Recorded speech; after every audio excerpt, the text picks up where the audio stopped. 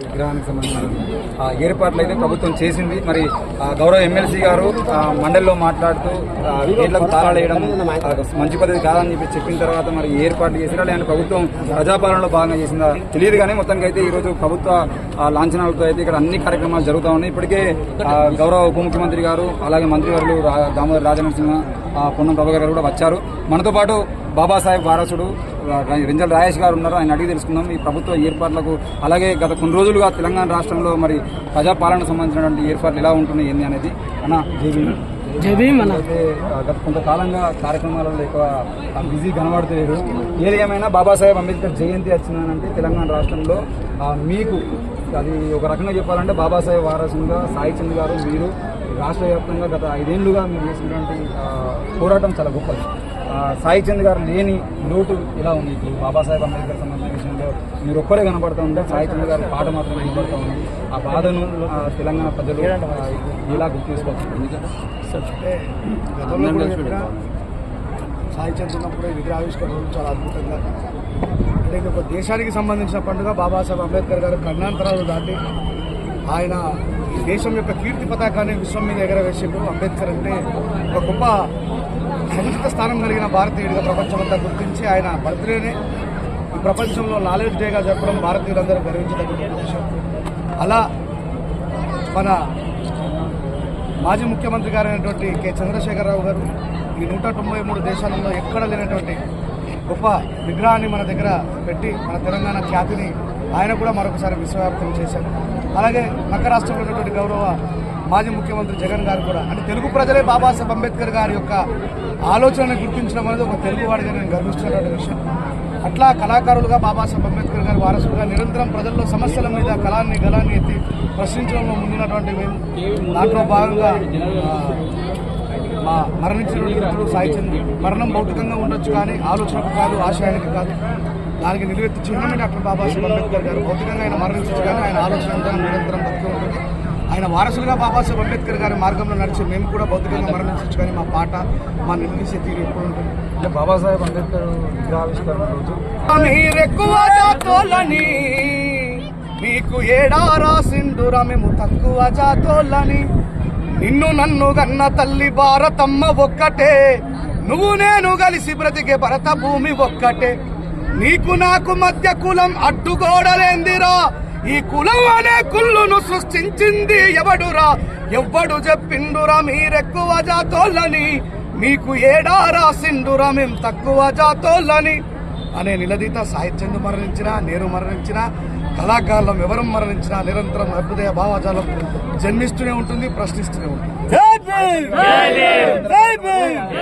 వందల కార్యక్రమాలు మీరు నిర్వహించిన 100 కార్యక్రమాల వారసులు ఈరోజు వేలాది మందికి ఇక్కడికి వచ్చి బాబాసాహెబ్ అంబేద్కర్ గారి జయంతి రోజు మరి ఇక్కడ ఎలాంటి ఏర్పాట్లు లేకపోయినప్పటికీ కూడా మరి ఆయన మూఢనమ్మకాలను నిర్మూలన సంఘం ఆధ్వర్యంలో 2 రాష్ట్రాల నుంచి యువకులందరికీ కూడా తరలింపజేసి బాబాసాహెబ్ అంబేద్కర్ గారు సెలబ్రేషన్ చేశారు.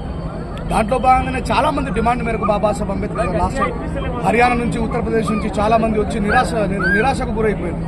అరే ప్రపంచంలో ఇంత పెద్ద విగ్రహం హైదరాబాద్ కేంద్రంలో పెట్టుకొని ఇక్కడ ఎలాంటి ఏర్పాటు చేయకపోవడం, బాబాసాహెబ్ అంబేద్కర్ గారికి కనీసం గౌరవాభివందనాలు కూడా తెలియజేయకపోవడం బాధాకరం అని చెప్పిన తర్వాత మరి తెలుగు ప్రజల నుంచి మేమంతా కూడా డిమాండ్ చేసి దాంట్లో ముందు వరుసలో ఉండి గౌరవ మేయర్ నరేష్ గారు ఖచ్చితంగా మరి రాష్ట్ర ముఖ్యమంత్రి గారికి లెటర్లు రాయమని చెప్పడం కావచ్చు, మరి సోషల్ మీడియా ద్వారా సందేశాలు పంపించడం కావచ్చు, అందరూ సమిష్టి కృషిలో ముందంచులో ఉన్నది మాత్రం డాక్టర్ బైర్ నరేష్ అని చెప్పక తప్పదు. ఆయన చేసినటువంటి కార్యక్రమానికి తరలి వచ్చి సాయి చంద్ పాటనైనా, నా పాటనైనా, ఏ పురుషోమన్న పాటనైనా, ఎవరి పాటనైనా బాబాసాహెబ్ అంబేద్కర్ గారి వారసులుగా కులానికి మతానికి అతీతంగా అందరూ ఇక్కడికి వచ్చేసి మరి దానికి మా మాటల యొక్క ఆలోచనని కూడా అర్థం చేసుకున్న గౌరవ ముఖ్యమంత్రి గారు, ఇది మన రాష్ట్రం, ప్రపంచమంతా మన వైపు చూస్తుంది, ప్రపంచంలో ఎక్కడ లేని విగ్రహాన్ని మనం పెట్టుకున్నాం కాబట్టి మరి ఆయన గౌరవాభివందనాలు తెలియజేయాల్సిన బాధ్యత మనది.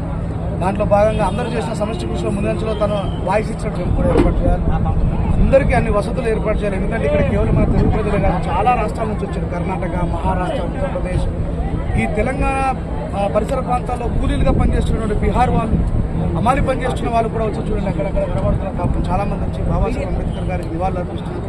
ఇది కేవలం ఒక్కరోజు మాత్రమే పెడితే బాబాసాహెబ్కు నిజమైనటువంటి సన్మానం చేసినట్టు కాదు. ప్రతిరోజు ఉండాలి. ఇక్కడ ఒక గొప్ప లైబ్రరీ ఏర్పాటు చేయాలి. బాబాసాహెబ్ అంబేద్కర్ గారికి సంబంధించిన సుశీలతమైనటువంటి పరిశీలనకు సంబంధించిన పుస్తకాలు ఇక్కడ ఉండాలి.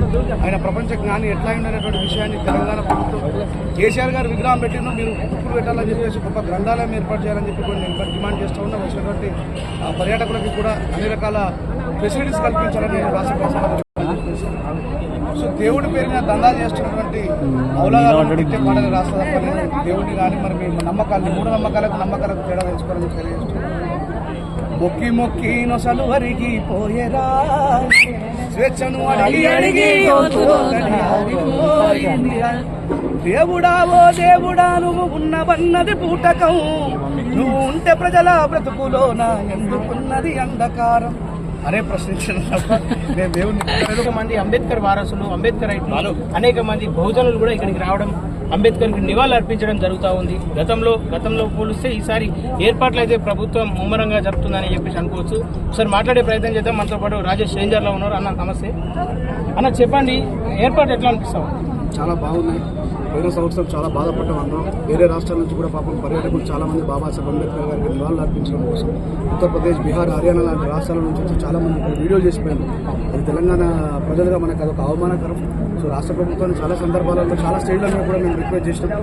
గౌరవ ముఖ్యమంత్రి గారు దయచేసి మీకు తెలంగాణ టీఆర్ఎస్ పార్టీకి ఏమైనా విభేదాలు ఉంటే మీరు చూసుకోరు, కానీ ఆ కోపం బాబాసాహెబ్ అంబేద్కర్ గారి మీద చూపించొద్దని చెప్పేసి నేను బైర్ నరేష్ గారు చాలా సందర్భాల్లో డిమాండ్ చేయడం జరిగింది. రాష్ట్ర ప్రభుత్వం దానికి సానుకూలంగా స్పందించింది. ఎందుకంటే ప్రపంచంలో ఎక్కడ లేనటువంటి గొప్ప విగ్రహం మన తెలంగాణలో ప్రజలు కొంతమంది రాజ్యాంగం పైన కావచ్చు, అంబేద్కర్ పైన కావచ్చు విమర్శలు గుప్పిస్తా ఉన్నారు. వాళ్ళు కొంతమందికి తొత్తులుగా ఉన్నారని చెప్పేసి మరికొంతమంది అంటా ఉన్నారు. వాళ్ళకి ఏం చెప్పవచ్చు? తలచి భావితరాల భవిష్యత్తునంతా ముందే తెలిసి తన నెత్తుటి చుక్కలు లక్షల అక్షరాలుగా మార్చాడు. భారత జన నుదిటి రాతను అంబేద్కర్ మార్చాడు. ఏమైపోయే వాళ్ళమో అంబేద్కర్ లేకుంటే, ఏ చీకటి మింగునో తను వెలుగై రాకుంటే. ఏమైపోయే వాళ్ళమో అంబేద్కర్ లేకుంటే, ఏ చీకటి మింగునో తను వెలుగై రాకుంటే. తరాల మనస్థితి గతులు మారక తల్లడిల్లు కథ సకల జనం. తరాల మనస్థితి గతులు మారక తల్లడిల్లు కథ సకల జనం. బ్రతుకు అగ్రకుల విష కౌగిట పడి నలిగిపోవు కథ నేటి దినం. ఏమైపోయే వాళ్ళమో అంబేద్కర్ లేకుంటే, ఏ చీకటి మింగునో తను వెలుగై రాకుంటే. Thank you very much. Ambedkar గారి జయంతి శుభాకాంక్షలు.